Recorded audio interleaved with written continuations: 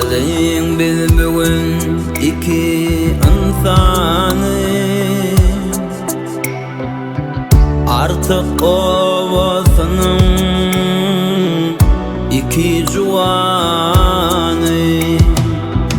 Bir çare olı hemdi darjanı,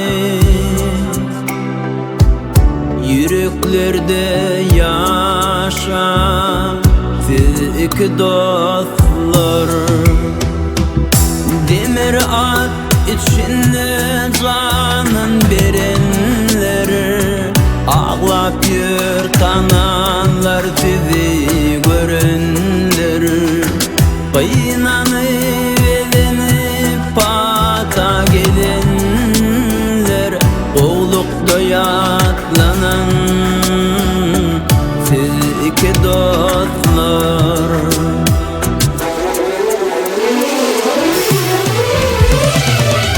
Tozadı bulaştı bizim havası, şimdi artık ova bağlayar yası.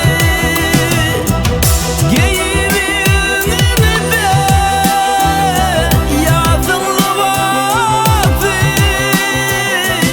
kara yere girer siz iki dostlar.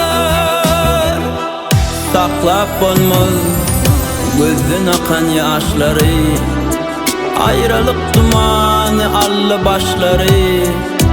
Artık ovasının göğünü koşları, ağaç ata minip göç eden dostlar. Boşap kaldı iki ocak, boşap kaldı iki kucak.